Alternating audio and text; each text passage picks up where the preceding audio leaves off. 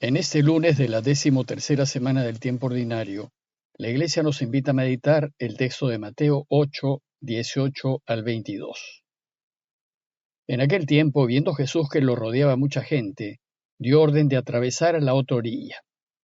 Se le acercó un escriba y le dijo: Maestro, te seguiré a donde vayas.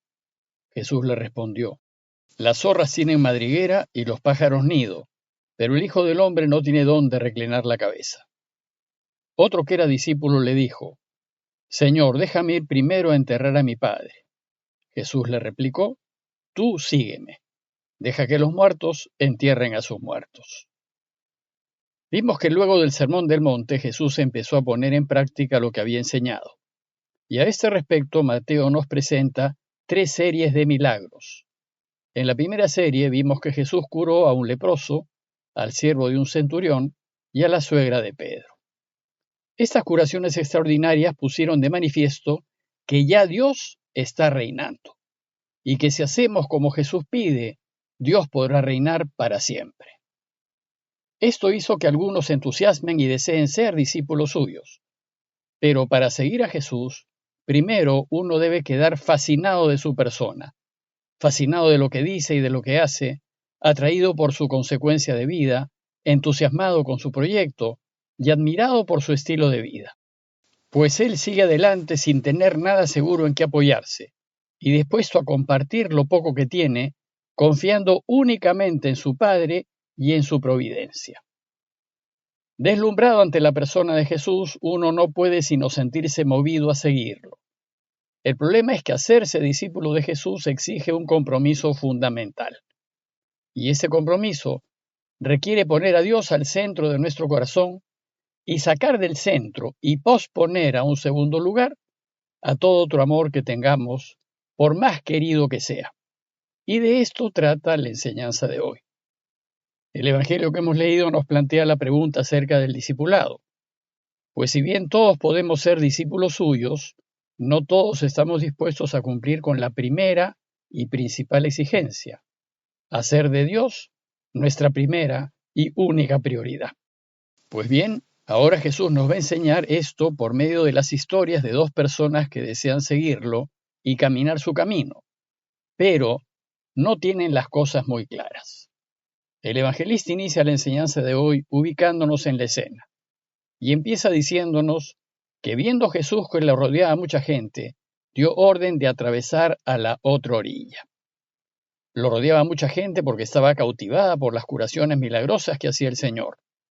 Podemos imaginar que luego de ver las extraordinarias curaciones, la gente empezó a correr la voz de lo que estaba sucediendo y muchos salieron a buscarlo. Pero la popularidad incomoda a Jesús. Esta no es un valor en su escala de valores. Y entonces decidió alejarse. Se subió a una barca y dio la orden de pasar a la otra orilla. Ir a la otra orilla significa ir a la región pagana, a tierra extranjera, de gentiles, es decir, ir a pueblos no judíos en donde muy poca gente lo conocía. Pero sucedió que al llegar a la otra orilla, había un maestro de la ley, un escriba, que lo reconoció. Y aquí empieza la primera historia. Parece que este escriba, es decir, este estudioso de la ley de Moisés, considerado maestro e intérprete de la ley, había quedado impactado por Jesús. Y entonces se dirige al Señor y primeramente lo llama maestro. Llamarlo así es reconocerlo como a uno que conoce la ley mucho mejor que él, y desea ponerse a sus pies, ofreciéndose a ser su discípulo para aprender de él. Y le dice: Maestro, te seguiré a donde vayas. Parece que el interés de este escriba es sincero y sin condiciones. Iré a donde vayas. Sin embargo, Jesús le dice que si lo quiere seguir, en su camino no encontrará nada seguro y que antes de ir o venir, deberá ser de Dios su única seguridad.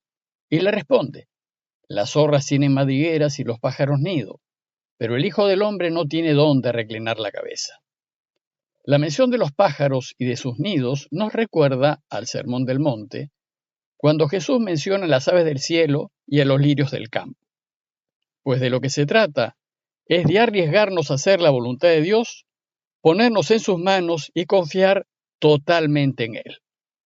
Ser discípulo de Jesús exige un compromiso total con el proyecto del reinado de Dios, y la tarea del discípulo es participar de la misión del Maestro.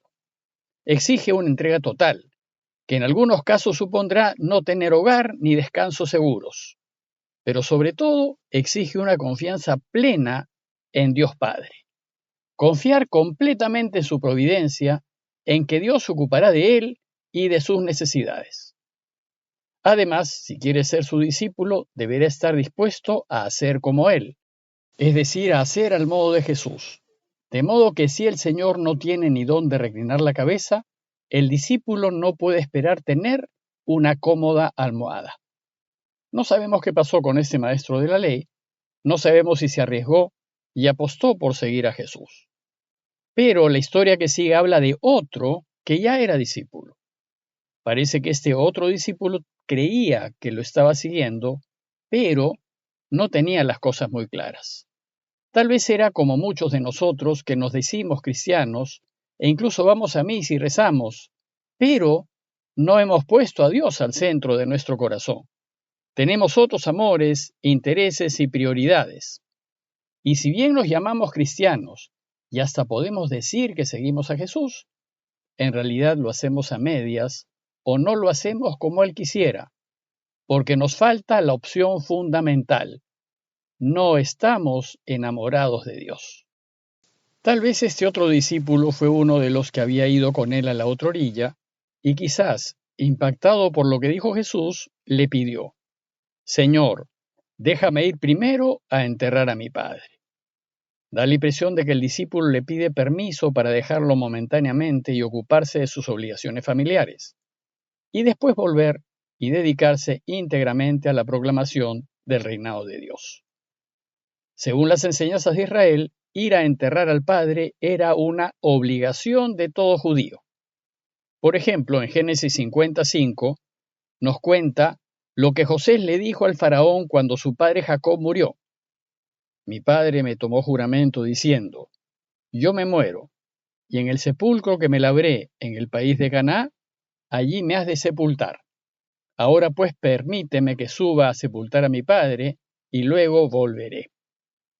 Y Tobías 4:3 nos cuenta que cuando el padre de Tobías estaba por morir, lo llamó y le dijo: cuando yo muera, me darás una digna sepultura. Era pues una tradición establecida en Israel que los hijos sepulten a sus padres. Pero en este caso, Jesús le contestó: tú sígueme, y deja que los muertos entierren a sus muertos. Una respuesta sorprendente, en donde Jesús parece duro e insensible ante el dolor del hijo por su padre, y da la impresión de que no permite que vaya a cumplir con sus deberes familiares. Pero en este caso, para Jesús, muertos no son los fallecidos. Muertos son los que no están espiritualmente vivos, los que no están inflamados por el celo de que Dios reine. Son aquellos que no se dan cuenta de la urgencia de que Dios reine. Y estos espiritualmente muertos no pueden ser discípulos suyos. En realidad, lo que está haciendo Jesús es citarle lo que manda la ley de Moisés para todo aquel que se compromete con Dios y su causa, que en el caso de Jesús es hacerse su discípulo.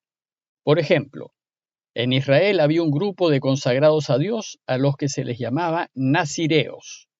De estos, dice Números 6, 5 al 7, mientras dure su voto de nazireato, la navaja no le tocará la cabeza, y no se acercará a ningún cadáver, ni de su padre, ni de su madre, ni de su hermano, ni de su hermana. Si mueren, no se contaminará con ellos, porque lleva en la cabeza la diadema de su Dios. Y también se refiere a los compromisos o votos que hacían los sumos sacerdotes.